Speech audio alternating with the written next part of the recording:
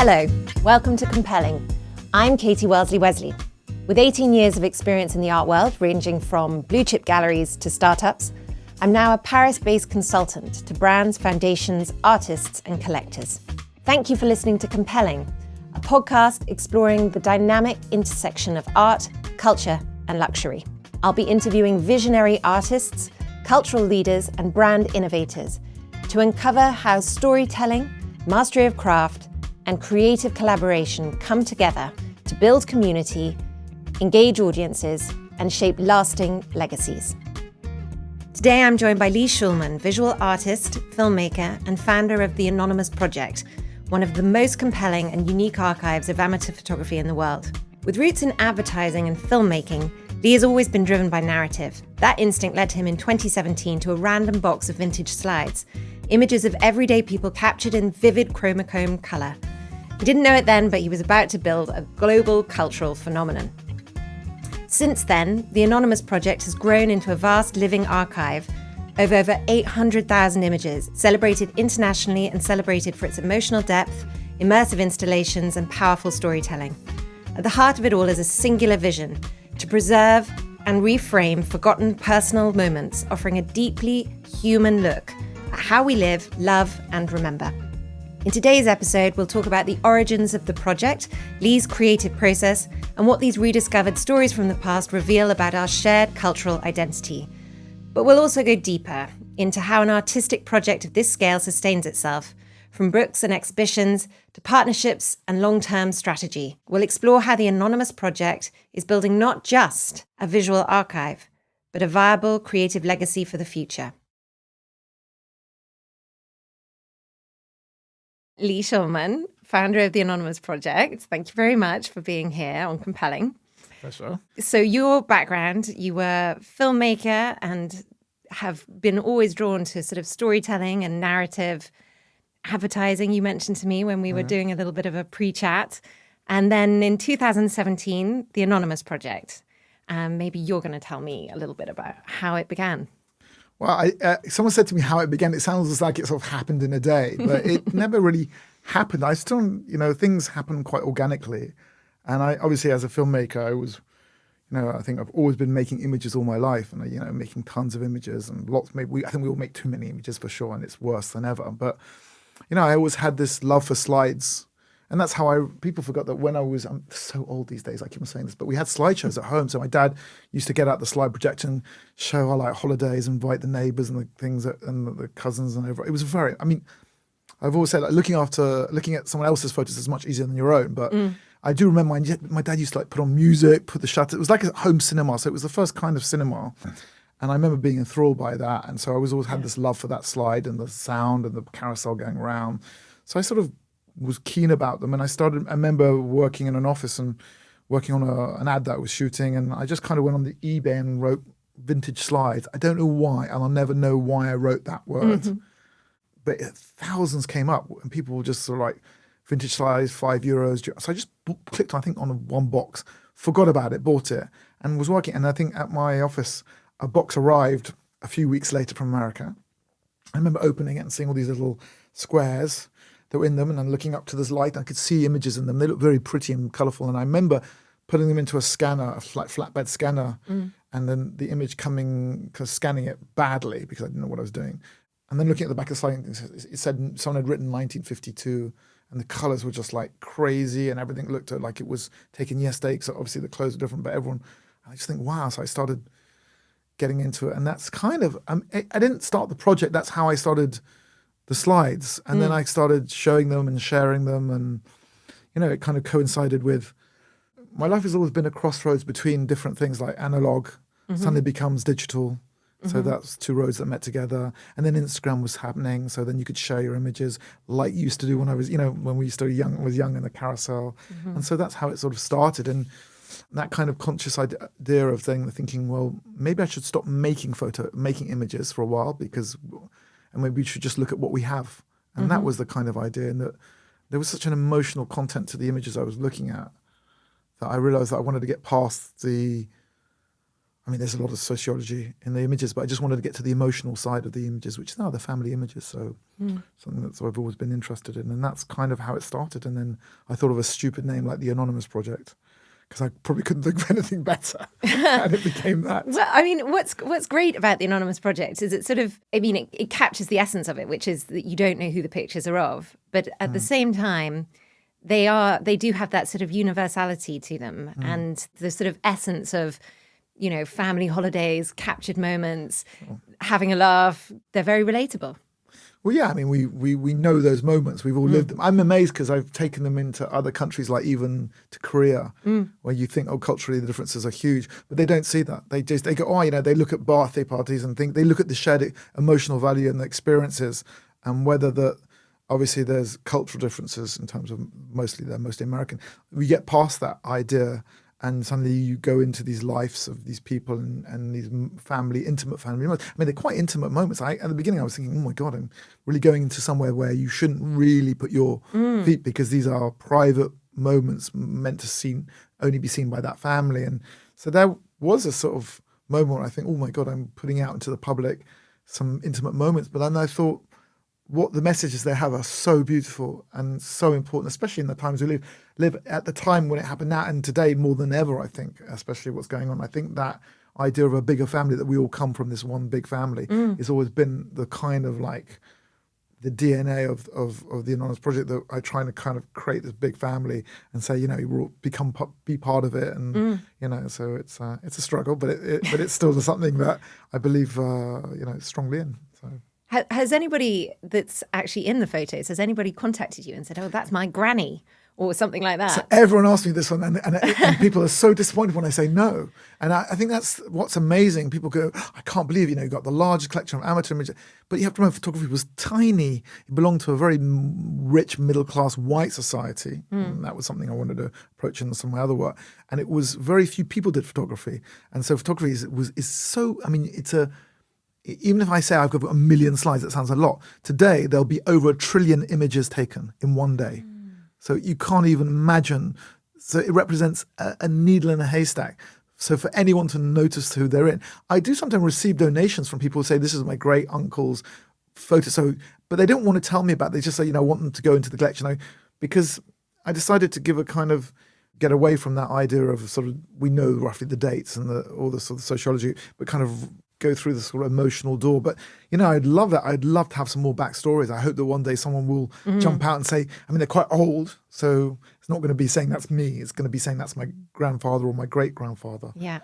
In terms of we only live for 3 generations. I know it sounds rough, but in 3 generations we're forgotten about. So it's quite. Sorry, I'm going to bring it. That's bringing it down a bit. No, but it's. It is true though. Yes, no, it is true. I find it comfortable in some respects that we all end up being anonymous at some point. Yeah. Okay. So going back, so you have your original box of slides, and you look at it and you think there's something really interesting. There's a thread to be pulled out here. Yeah. How did you then go from building the collection to actually, I mean, you said you started to share it, you started to show it to people. Yeah. But at some point, the whole thing snowballed, gained enough traction that you started to do it full time. So 2 things happened to me. So the Instagram is a great thing, you know, obviously, and obviously I was sharing the photos a lot. And I remember the New York Times, I'd done some articles and things like this, and people were doing, but the New York Times had called me, and they called me up and they said, listen, these are some of the most beautiful and stunning images we've ever seen. Who's the photographer? And that's why I told them, and I remember the phone going deadly silence, and I heard people whispering in the background. And you could see they were absolutely panicked not to put a name to it. Yeah. And I thought, wait a second, is it because you have to put a name to something that makes it a good image? Is it because a photo is taken by one of the great photographers that validates what? So I was really crossed my mind that. And so that was a real turning point for me in the way I realized the value of what I was doing. One thing that really blasted me out is in 2019, I had this exhibition at Arles. The director of Arles, who's still a good friend, Sam Stolze, who was at the Arles, and I think enough people badgered him, saying you should really do something with this guy. And I think he had so many people. He just couldn't say, look. And I had this idea of doing this house, which I did at Arles. And I think he said, just give him something. I couldn't get him out of my way. And I had this idea of mixing my world of cinema, from which I came from, and photography, and putting them together and create this kind of hybrid work. But I think that was a big turning point. And it shows you how important Arles is. You know, I've been going for years. To take one of the things you've just said, the discomfort of the New York Times that there was no named photographer. Yeah. Now you've revealed something very key about the Anonymous Project, which is the artist may not be known, but the curator, you and your vision and your selection and what you choose to actually put out into the world and how, as in the case of the house in Arles, is absolutely central to it having been become a kind of global phenomenon. It would never have happened if somebody who had less vision and less kind of curatorial nous had become the owner and just had just blown up prints and stuck them on walls and galleries. Sure. That would never have had the same resonance. It would never have struck the same. Well, I don't come from the photography world anyway, so I mean, I love photography and I've been taking photos all my life. I think you're right in some respects, but I remember the badges on Arles the year after they used to say photographer, now they say artist. It's really funny how photography and art were like not friends, and now everyone's an artist. And I consider people said to me the other day, "Oh, wait a second, I don't understand because you're a filmmaker. You know, you make films, but also you're an artist because you make works of art around the images, but also you're a creator as well. Plus, you're a collectioner. I mean, what?" And I said, I just go, "Yes." And they go, "What?" I said, "Yeah, well, that's fine. That's the whole lot will do me." And I'm very greedy, so I want it all. Yeah. And whether I'll be taking the photos, or making a film, just collecting or putting the slides together in huge monuments and stuff like this, or creating large installation pieces or whatever. In the end, I mean, there are lots of big words for saying what I do, but I do think that people who make work, whether in any respect, whether you're a sculptor, painter, they should really care about how their work is seen. I absolutely believe that I think there's not enough attention by anyone, and this is the work why great curators come in help some of the artists who can't do that. But I think it's great when artists have a vision of how they want their work to be seen. I think that's fantastic. I think that makes some artists rise above. That's the cream. Okay, go further, because how you want something to be seen. I mean, you can never. It's obviously the experience of art is highly subjective. So you can control the presentation of it, but how it's actually received is. Oh no, no. I mean, being received, that's nothing to do. No. Oh no. I actually like. What's so funny is I love a bad critic. It's my favorite. When I did the film, the film with Martin. Yeah. We got all these amazing critics from the Guard. I mean, we just had like the ridiculously good critics. It was ridiculous. But we had one terrible one, and Martin called me up and said, "Look at this one," and I went, "Yeah, it's brilliant, isn't it?" He said, "It's a one-sided story," and he says, again he wrote, and I said, "Look at the last phrase." He goes, "Anyway, I hate the work of Markin Parr," and he went, "I'm framing this one," and he got excited because, and I was laughing, and I think people look for validation. I think that's the wrong thing. You should be looking for the people who say, "I don't like that," and you say why, and then you find it, and that makes you better than you are. Yeah. I mean, I had also a moment like that when I started. There was an art critic who I liked very much who came and saw me and sat me down, and I was supposed to give a presentation. This was the year before that Arles, just to present the project, and I was she took me down, and then I was trying to explain it, and she looked at me and she went, "Wait a second, I love what you do, but your whole dialogue behind it is complete bullshit." And I was supposed to give her this presentation, so I ripped it up and I stayed up all night long and rewrote this kind of manifest of what I was doing and gave it. So she really criticized me, and then she's now a really good friend, but she got me to go further. So I think I look for a lot of the people who hate what I do. Yeah, no, there's a lot of them. So you've just referenced the Martin Parr film, which is recent project. Recent project, yes. I am Martin Parr. Yes, I am not Martin Parr, but I wish I was. But I love Martin Parr. I love Martin, yeah. Which I thoroughly enjoyed. It was great. I mean, it's really, I won't bastardize the story, but you went and took him. I kidnapped him. I kept him saying you kidnapped him and took him back to the places that he had lived and taken photographs earlier in his career. Yeah. And I thought he strikes me as just such a charming man. But maybe charming's not the right word.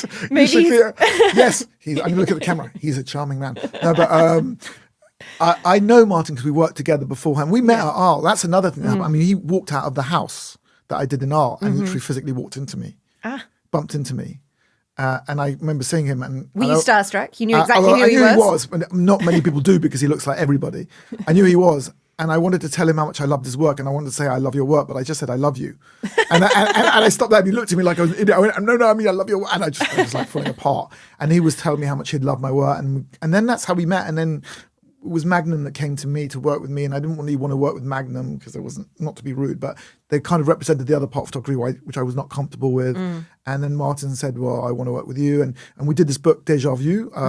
So we put our archives together and made this great project that became a lot of exhibitions. And we had fun. So we got to know each other, became friends. He really loves my work. I love what he does. And then as we're working about it, there was the idea of a documentary.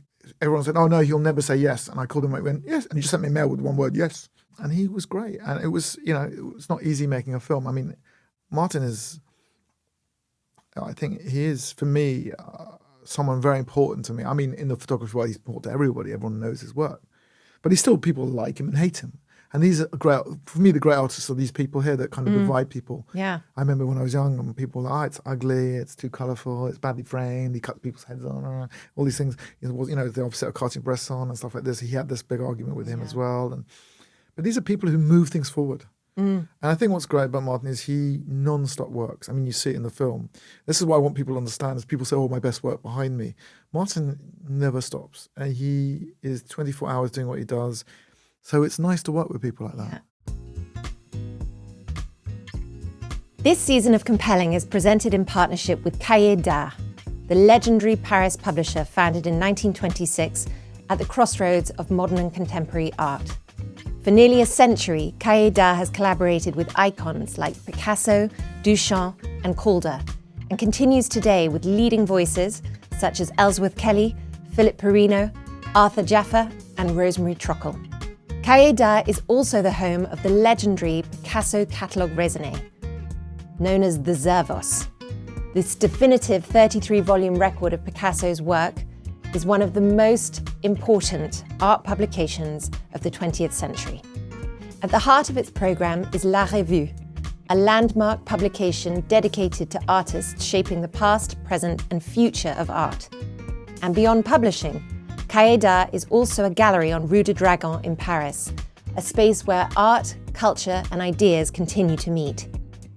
Discover more at cahierdart.com or experience it yourself in Saint-Germain-des-Prés.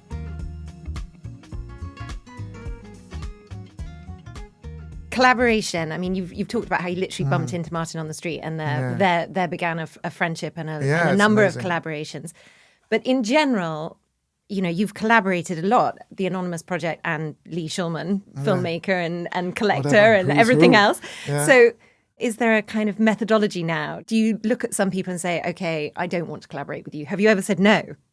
Many times. It's very shocking. But people come up to me and say, I think because of the success we had with Martin, also the film, and then the last project I did with Omar, who's a good friend as well, we did it. And they were both very successful projects.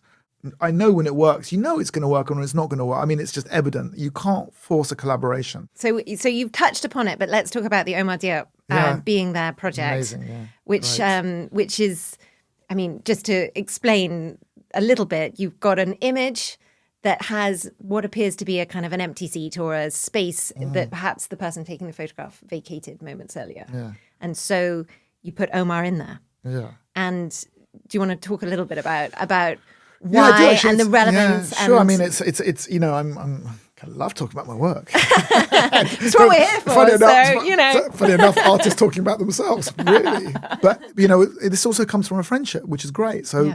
Even like the film came from the work I did with Martin. Me and Omar, we met. This is funny because there's an exhibition at Vichy where we're showing this work. And we met at Vichy, which has a big photographic exhibition. And we met there for the first time. I found the photo where we were sitting together. We looked like young school kids, happy to be there. And we met there. And obviously the archive I have is, incredibly middle-class white America. This is, photography and art in general. And I still think today it's very much middle-class white preoccupation. It's better, but it's not there. And so when like you said, exactly right. I was looking at these photos and there was often an empty seat where the photographer would get up and take the photo and leave a seat, or there was a space. And I was thinking, my God, 1950. And I do have photos of African-American families who were quite wealthy, but the two would never be mixing. And that was the thing, because obviously segregation in the 1950s, it was pretty out there. And I never saw anything. And it, it really caused me, I felt really bad. I was born in London from a very multicultural society. I come from an immigrant background as well. And I'm lucky.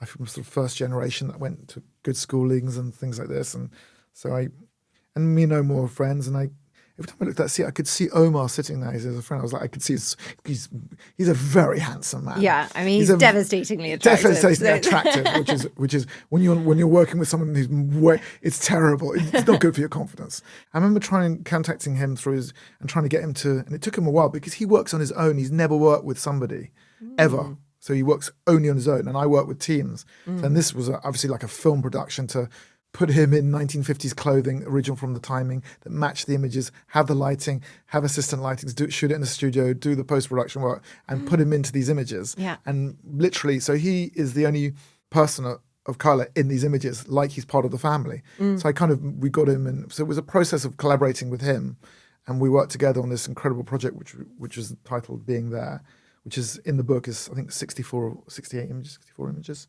Where we Omar suddenly becomes part of the family. Yeah. And, it's funny and it's silly and it's very political at the same time. And I think that idea of treating a subject which is incredibly painful and, of these times. So all of these things, they're interesting, and especially now, everybody can be a star. Everybody can make a podcast. Sure. Everybody can have a YouTube channel. Yeah. Everybody can promote themselves and their art. Sure. Be it good or bad. What do you think that means for the art world, for the photography world? Does it mean it's more democratic, or? Yeah, I mean, it was funny. I went on last week. We went to this thing called the Toddy Circle it's kind of like this think tank for 12 people based around photography, and they invited artists and creators and things.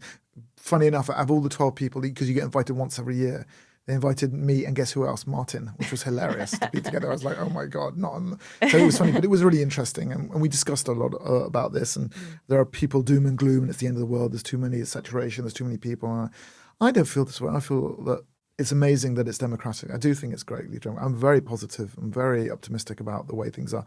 You have to fight harder. The cream will always rise to the top. It's more difficult to get yourself heard. You have to have...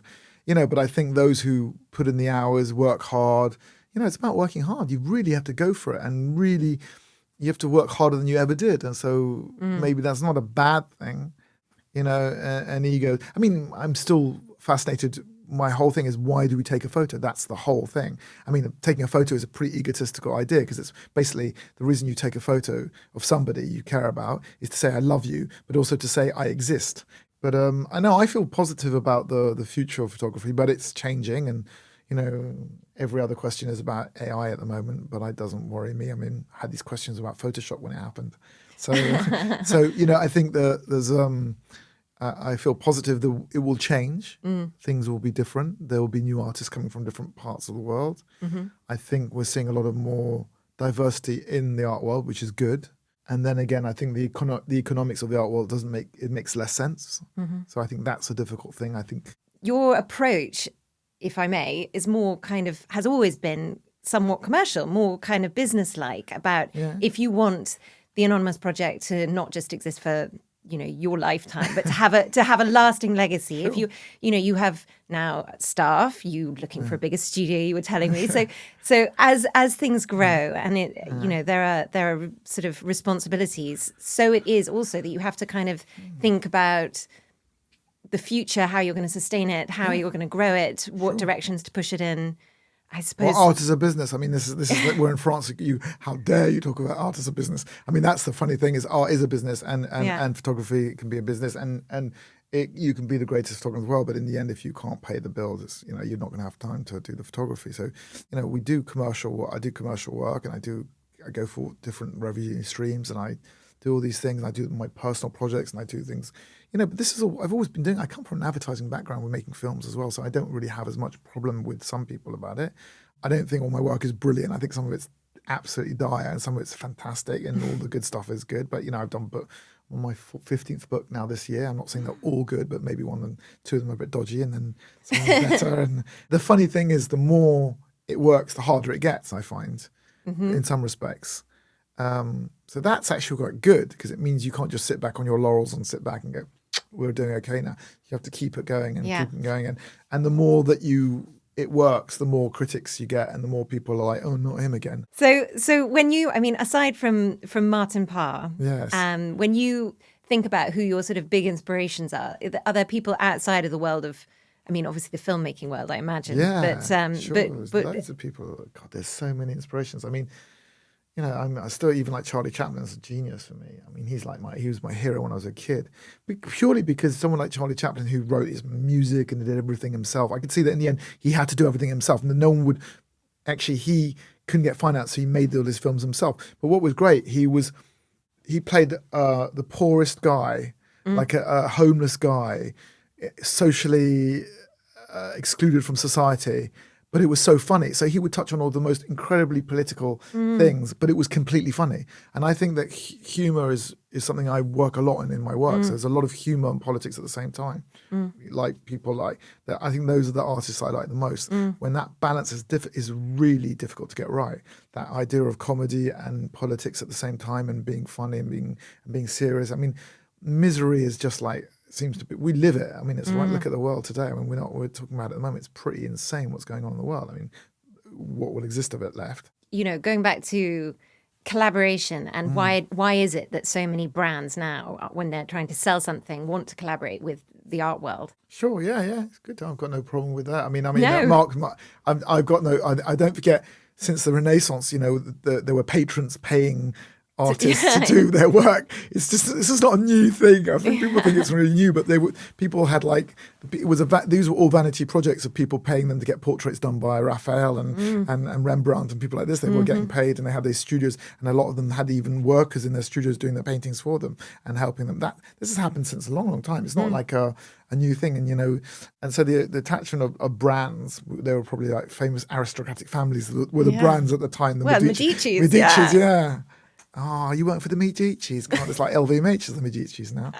It's all a crazy world, and all of it interests me. And I think it's great that there are still amazing people that are supporting arts, and a lot of them do come from the luxury world and the luxury brands. And I think if we didn't have them, we'd be in real trouble. And the problem being today is that because I think the luxury market is bottoming out slightly, that's going to affect a lot. So we're looking, you know, to other revenue streams and things like this. But you know, I've been lucky to work with some good marks on doing some things, and they do want. And you know what? I actually think they're bright people. I've worked with them. They know what they want. I have fun with them. They've never said, do this, do that. I wouldn't do it otherwise. I mean, the liberty of what I do is they come to me and they say they want to work with.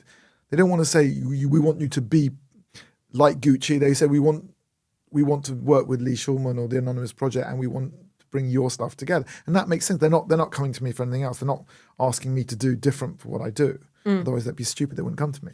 So they're not silly. They know what they want. And sometimes it can create some great work, and sometimes it's not as great. And there's some bright people out there and do some good stuff. And so give me an example. What's the kind of commercial collaboration you've done that you think was the most successful? Well, it's not even so commercial, but I really loved. And it becomes insane. Like for the Biennale in Venice last year. Was it last year? God, it seems like years ago, but it was just last year. The Samaritan and the group who run the Samaritan, and they have a place in Venice called the Fondaco de Tedeschi. I don't know if you know it, but go there. It's amazing. Okay. It's right next to the Rialto. It's closed now, unfortunately, but they have the last floor. It's a big palace, and they have Samaritan. They sort of work together, and they were doing this kind of love story between Italy and. So I did a really wonderful thing, which was an installation work at the Samaritan, which was fantastic, and then basically did the connection between Venice, which was huge as well, which was amazing. And they let me do, I don't know how they let me do these things, but I did like this giant mobile that was, I mean, if you imagine this is the hugest palace, it was like the largest mobile, and each flag was this see-through flag of an image from the Anonymous that was literally 6 meters long, and they were huge. And it was all suspended in the middle, and we did a big exhibitions around the whole place.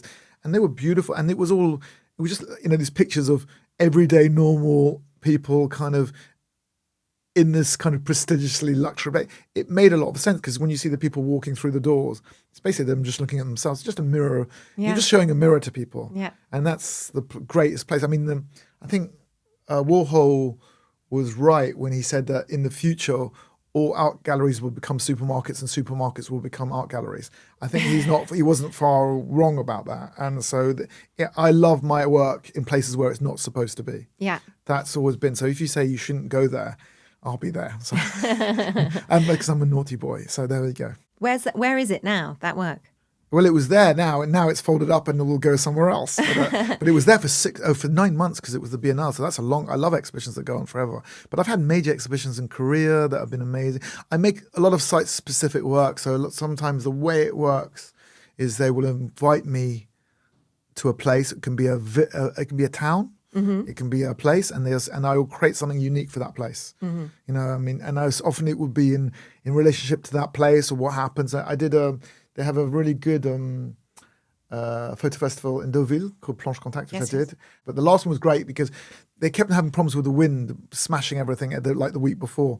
So I basically did this exhibition called Gone with the Wind, where I took over the whole town and I only used the wind as the idea. So we actually put the images on sails, on boats and flags on the seafront, and everything was to do with the wind was the actual motor. So that became the enemy that they often saw as their enemy. I made it my friend, and that became part of the exhibition, which I love. And that was sort of a nice, that's kind of way I can work on some ideas based with the location, or whether it's an idea that at the moment I'm working on a huge religious series at the moment. Religious is my new bugbear this year. So I'm doing a lot of sort of stained glass windows and prints. So I'll be presenting a whole new series at Paris Photo this year.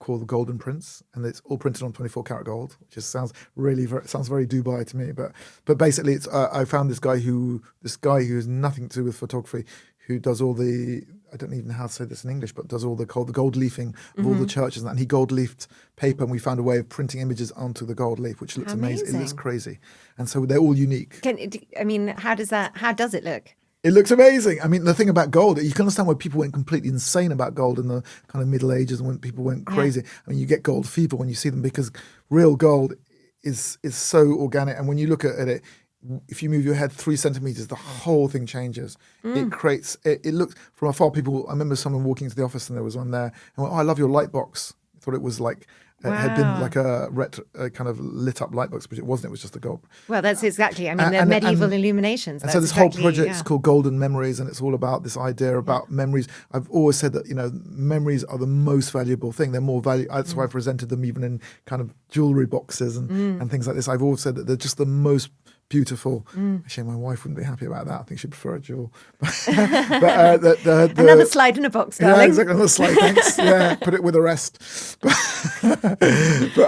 But I've kind of got to this idea. So this whole idea of relic, kind of sublimation of the ordinary, kind of like taking the ordinary and then making it almost sacred is what I've always been doing. So I take the ordinary and make it sacred, which is what a lot of good artists I've that do generally, like whether it's Charlie Chaplin or Martin, they take the ordinary and they make it into something incredible. So anyone can take a photo, but not everyone can choose an image. I think that's how I feel about photography. And I think that's the big point. I mean, we can all take a great photo now because we've got amazing cameras in our pockets now. Our telephones are the greatest cameras ever. I mean, they can see better than our eyes. But that doesn't make, and taking a great photo is what you want to say. It's the story. Like you said it, the storytelling and what you want to say. And so I don't, when there are great artists like César who will take Coke cans that he finds and compresses them and makes a big sculpture out of Coke. He didn't make those Coke cans. He just picked them up and recycled them, made them a new work out of that. It's the same kind of, it's a sort of recycling idea about it all. But I mean, the next project, I've got other projects coming on, but I'm going to probably go and do another film. And that film will be a photographic project, a pure 100% photographic project and a film project together. So, I kind of mix it up, A little more about our partner. In 2026, Cahiers d'Art celebrates its centennial, 100 years at the heart of modernism. To mark the occasion, Cahiers d'Art will stage a global program, exhibitions at the Musée Picasso in Paris, at the MoMA in New York, and the Guggenheim Collection in Venice, among others. Alongside these, a landmark centennial book and new editions of the historic Revue will honour a century of creativity while opening a new chapter for the future. Discover more at cahierdart.com. I was thinking recently about surrealism, the presentation of objects as artworks. Yeah, I was speaking to 2 weeks ago. I had a Zoom with Maurizio Catalan, and it's funny. He's one of these people that devises people a lot, and people think, "Oh my God, the banana on the wall." The banana. I mean, the banana was. Yeah, it's either genius or it's a total rip-off. I think it was a French woman that said, is he subversive or artist? And I said, well, you can be the both. You can be both. Yeah, he can be both. And whether is he great or is he terrible? Maybe he's both. I mean, people go, it's just controversy for being controversy's sake. But that's what they will say about artists once they're famous. So, I was saying to you before, the biggest problem with an artist is them getting famous. Yeah. So when an artist gets famous, is that it? I mean, that kind of is your downfall. And I think that's a difficult thing. I think you have to be obsessional. I think obsessional, that's my new film will be about that, by the way. So that anything I'm doing is always based around, everything I do is based around that subject about being obsessive and stuff. And I think obsession gets a terribly bad rap. I think people, I think because now it's treated as ADHD or OCD and all these kind of things we said. I don't think these are bad things. I think it's good to be. I don't know. Do people think neurodivergence is a bad thing? I don't think so. I think now more than ever, it's kind of identified everybody's on the spectrum now, and everyone's ever. But we always were, and in the end, these make for interesting things. I think it's I'm horribly obsessive. I've got these mad things, but if you come to my house, it's completely a maniac's house because everything's in its place and it's very minimalist. Whereas in my office is crazy. And then it's but obsession is if you want to be anything that good comes out of obsession. It's the only way. And if you're not obsessed enough, get obsessed because it's really the best way to. You can be into stamp collecting. I don't really care as long as you're doing it and you're collecting and you're putting things together, and it's great. I mean, and this, there are. I mean, if you think of you really think about all your favorite series and comics and things like this, the people behind them are all pretty crazy. I mean, everyone's slightly obsessive about certain things, but that's what's good about living in France. Especially that's why I think they love photography and love art in general. And there's nowhere better than to be for any of these things, because the idea of it being better, the idea it can be better and can be better is a French thing, and I think that's something that I've always been keen in France. I mean, I'm an English guy collecting mostly American images living in Paris. I mean, that's pretty messed up to start with. So that's kind of...